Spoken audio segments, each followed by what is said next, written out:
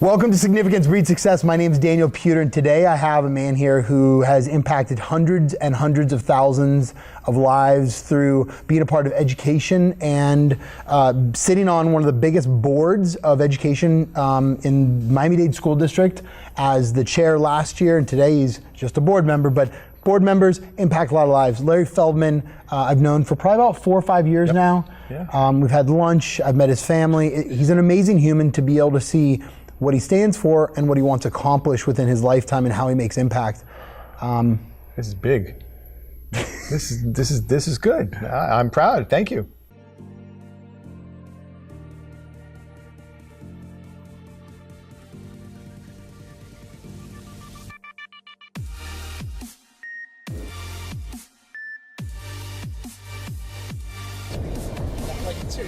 Welcome to Miami.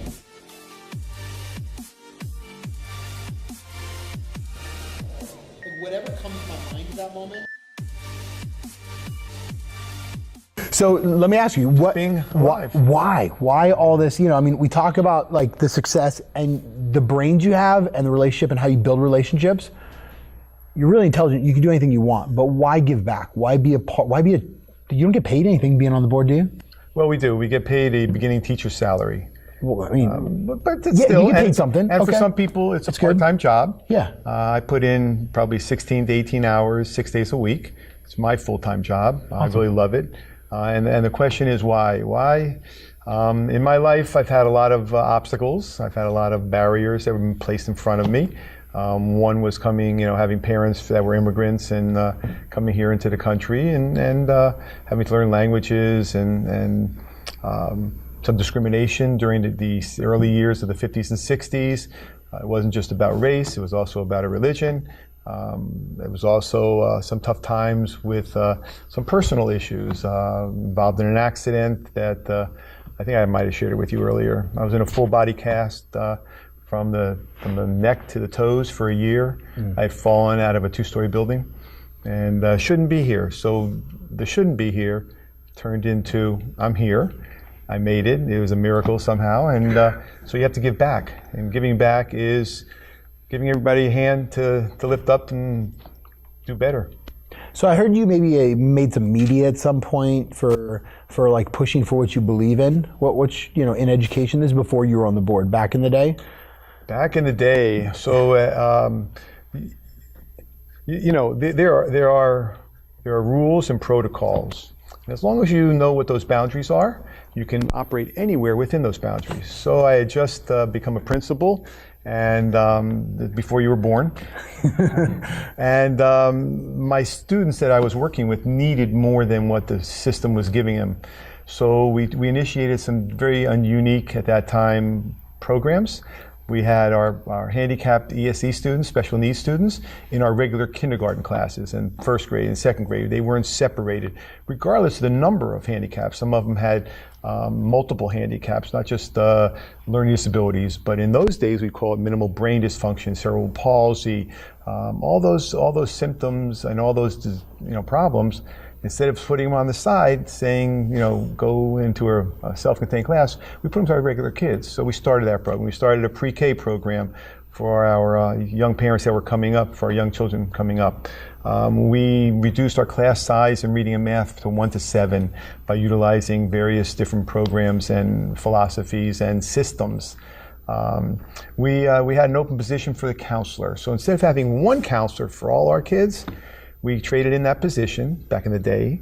We took the fringe benefit of that cost along with the 10 days of substitute pay, and we were able to buy 5 people. So we had a 5-hour counselor, we had our own school psychologist, we had a family therapist, and we had an art and music therapist. So when kids needed a way to express themselves, you don't send them out to either a timeout or you don't send them to off campus. You send them to the art therapist so they can draw their way out or their music so they can express who they are, feel better about who they are, and then come back to class to work. We started pet therapy, brought in horses and dogs. We started a program where every single kid every Wednesday had a bank account. And so the bank would come out to the school, and every Wednesday they'd line up. You couldn't make any withdrawals, but you can keep putting money in from pennies. And so they got a sense of who they were. So we started a program where they were interning with Publix at a young age. We built a Publix stand, and McNeil Lehrer came out and watched that, and they thought it was pretty cool. We were just very, very fortunate. We had a philosophy that said it's about the whole child. It's not about the brain over here and the artist over there and the athlete over there. It was the whole child. And that means that you have to understand what makes kids tick. You have to be able to listen. You have to be able to observe. And then you have to be able to relate. You have to relate in a way that's more than just bubbling in a dot. And when students know you care and you have a philosophy that runs the business, the building, and parents are invited in and sit, watch, it becomes part of the family. And if it's part of the family, then it becomes important. And if it's important, then it becomes the community's business. And that's how you build stakeholders. So I did all those things with my team and took over our own budget. We brought in specialists at very little cost and taught our teachers professional development while they were actually doing it. And then later on, did things that were very unusual and made the front page of the New York Times. It was great. It was great stuff, Daniel. Stuff that you do. You go to MMA to prove that you can do stuff. Then you go wrestle. Then you come into the education field. Then you go ahead and you work with various agencies around the country, be it security agencies or intellectual agencies. It doesn't matter. You give back in your way. So we all have that opportunity. Mm-hmm. And mine was just in the education field. I love it. We've both gone through the FBI Civilian Academy in Miami, which is great. And have you gone through DEA or ATF or any of the other ones? No, but I was in the DOD, the JCOC program, and that was great. We went to the 5 special op camps. Awesome. Spent 2 days in each, and this is way back. And to see that our young men and young women actually are given opportunities of leadership. It's not all bad that people think in the old days. It's really about learning how you can prevent, and learning how when you do good things and you subscribe to the belief that affirmations lead to success, you don't have to go out and hurt people. And to watch the kind of stuff that I watched, just changes your whole attitude about, it's an amazing country. It really is available. It's about access and opportunity. So my job is to provide the access and opportunity for all. And if I do that properly, then the rest of that formula works. And that's, life, liberty, and then the pursuit of happiness. The pursuit of happiness is not the guarantee part. It's what the access and opportunity is supposed to give us. So, I don't know if this is where we wanted to go. Well, I think it's interesting because we've both been in that, and I've worked with some military-based stuff and law enforcement. We look at that side, and we've worked with the kids at DJJ or kids on foster care and kids off track. And one thing that sticks out to me is just you thinking outside the box and listening to understand others and what the need is versus just operating within the box as the norm. Right. It's a lot different, and you made the front page of the New York Times and some other stuff. Where'd you get that emotional intelligence to really understand other people, and how did you start to understand yourself? Was there a mentor? Was it being in a full body cast? What was that big switch in your life? The big switch came in college. Actually, I take that back. The big switch came when I was bullied in junior high. I was laid up for a long time. I was not athletic, and so I was the perfect target.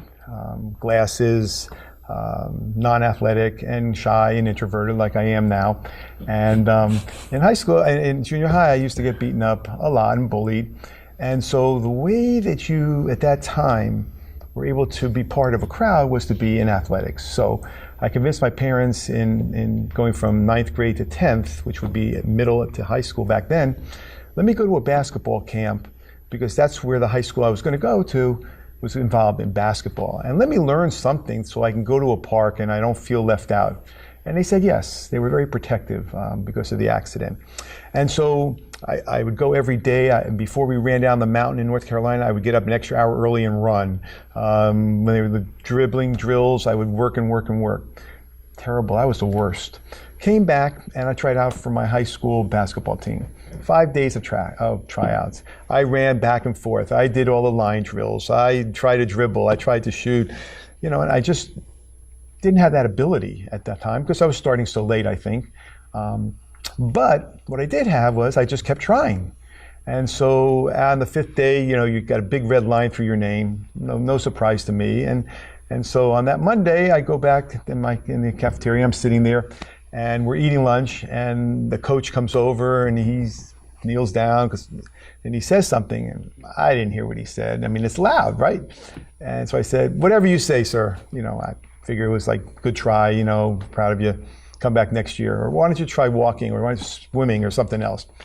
So I didn't hear him, and then he said something again, and again I didn't hear. And then he just stood up and blew his whistle. Everybody stopped talking, and he goes, "The team wants you to come out and be the 12th player because you have all heart." And they get more excited, and they play harder when they know you're there. And you've got, you can't play, you're not worth anything, but you have something that we want. But you were worth that one piece, right? And that kind of told me, we all have a gift.